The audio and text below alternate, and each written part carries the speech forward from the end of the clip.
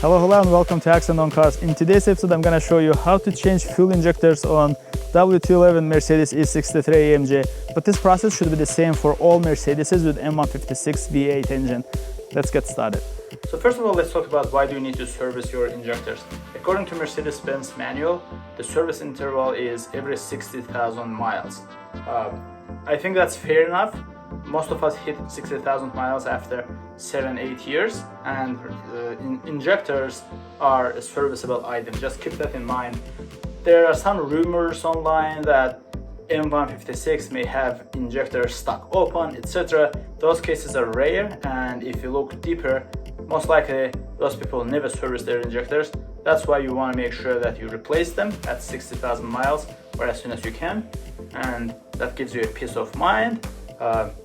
Plus, if you get your fuel tank, gas cylinder, and gas filter replaced by the dealer for free, and you also replace your injectors, then you have a complete new fuel system, and that's awesome. And if you don't know what I'm talking about when I say get your gas tank and gas filter replaced by the dealer, check out the link that will pop up on the top right corner. Also, I'm gonna drop the link in the description section down below. But yes, most of W211 owners residing in the United States can get their tank, gas cylinder, and fuel filter replaced by the dealer for free. Check out that video.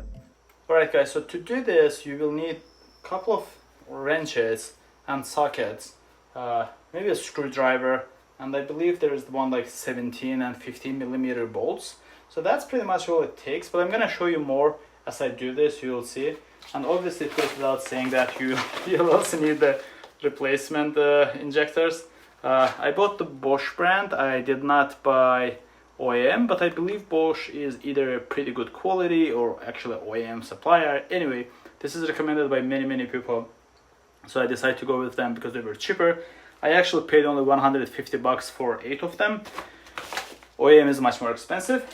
So before doing anything, even like removing the air filter housing, etc., you will need to disconnect the battery. This is so that the car all of a sudden doesn't wake up. So it's just me being precautious. You'll need a 10 millimeter socket just like this, and you're gonna disconnect the negative. So it's a little dark in the trunk right now, but disconnecting battery is pretty simple. So it's in the trunk, as you know. 10 millimeter socket goes over here, and we're gonna turn it and disconnect it, and then we're gonna put this wire aside. That's all it takes. Okay, so next I'm gonna remove the filter housings. Hopefully you guys know how to do that. Basically this first panel comes up by pulling it up, and then we're gonna detach this kind of hose, not a hose, but you know, like air intake plastic, this one, and then we're gonna unplug this sensor over here, and then we're gonna undo these 2 bolts so that we can take the filter housing out. So I'm gonna do that now, and then I'm gonna talk more about what to do next.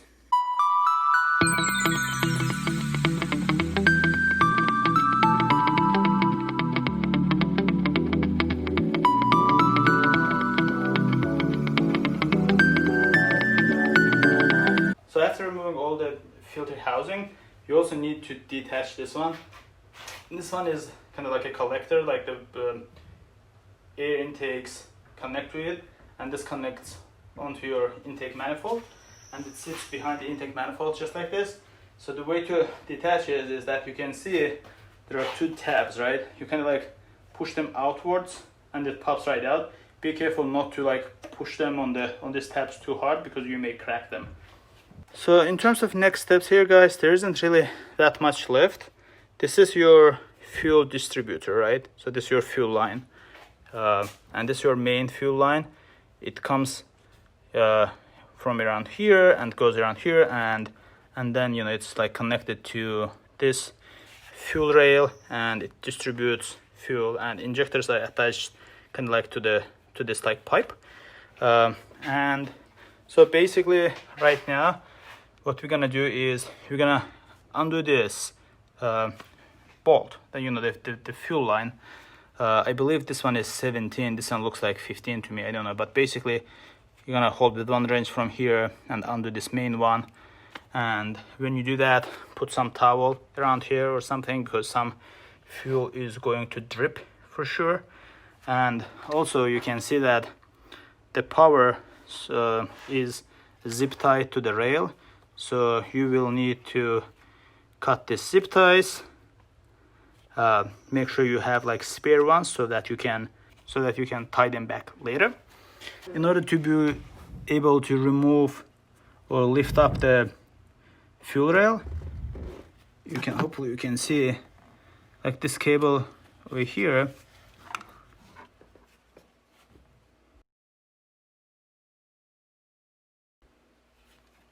You'll need to pull it out. Basically you'll need to pull this out of this bigger hose, and then the fuel rail will just pop right up. Oh, and I forgot to tell you guys, you also have to undo this sensor. This is attached to this sensor like this, so push on this tab slightly, be careful not to break it, and it pops out. Okay guys, I also forgot to say that, hopefully you can see the rail, the fuel rail is attached to the intake manifold by, I believe, 1, 2, 3, 4 T30 bits. You can use just a screwdriver. Also, when putting them back, don't go nuts, don't overturn them, because as you know, the intake manifold is made of magnesium and it's easy to crack, so go easy on them, okay? So what I'm doing right now is I'm cutting zip ties. With this one, again, be careful not to cut the your cables. Be easy and make sure that you're cutting the zip ties.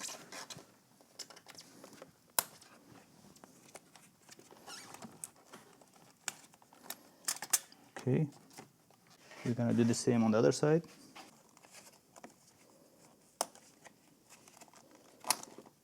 All right guys, now I'm undoing my main fuel rail, and I was right. So one is like 9/16, kind of like 14 millimeter. Another one is 17 millimeter.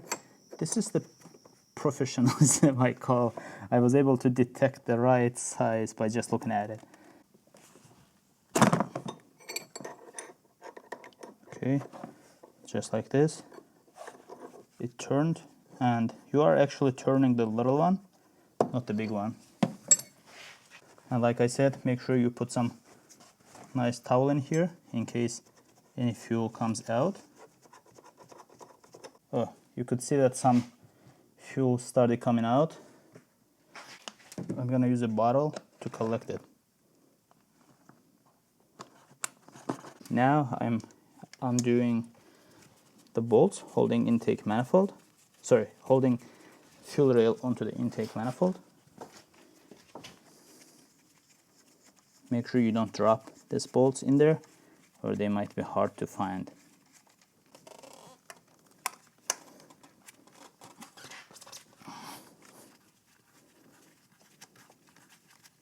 Okay guys, so now I'm gonna use this tiny pliers.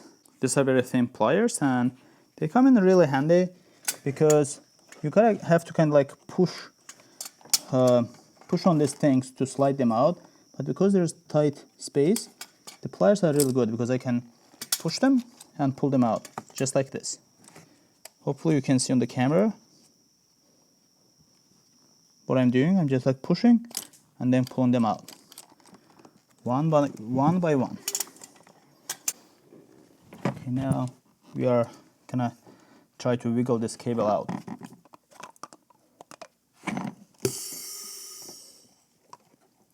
All right, let's put it aside. So I'm gonna try to just pull the injectors, the fuel rail up, and can like lift up the injectors so that I can access them. And to pull them up, you just like grab them like this and pull them up. Okay. All right, you can see these are my injectors, and we're gonna inspect their condition when we pull them all the way out.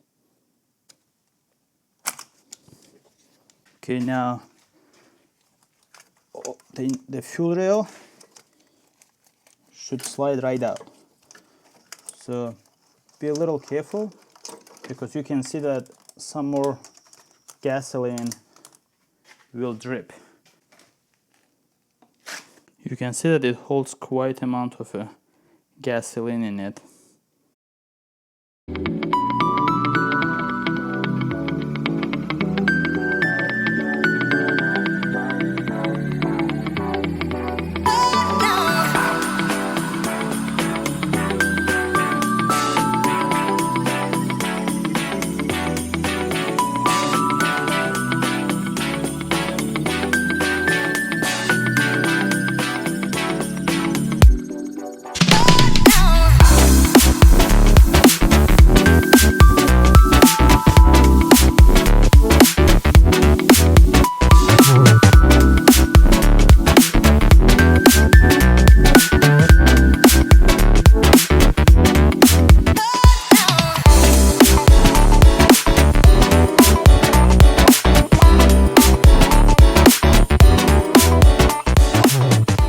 That's pretty much it. I'm almost done. So as you saw, I replaced injectors one by one. I lubricated them with just engine oil a little bit. It's just so that the gaskets slid in a little easier.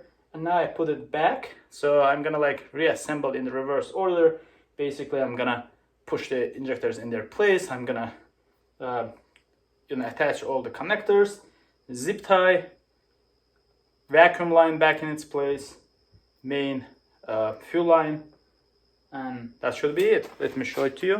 Okay, so you can see that the fuel rail is in its place. Injectors are aligned with the place that they're supposed to go in.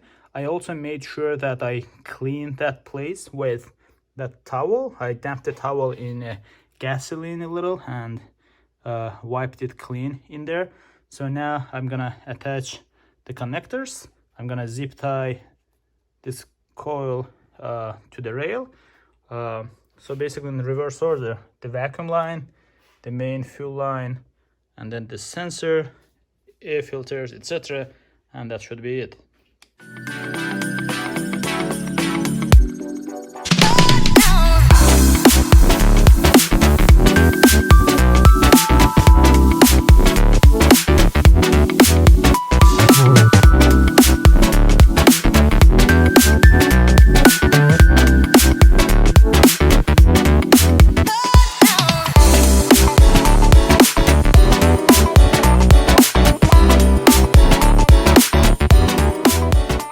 Alright guys, that's it. I assembled everything back, everything runs and works great. I just tested it. I really hope that this video was informative for you. If yes, please like, share and subscribe.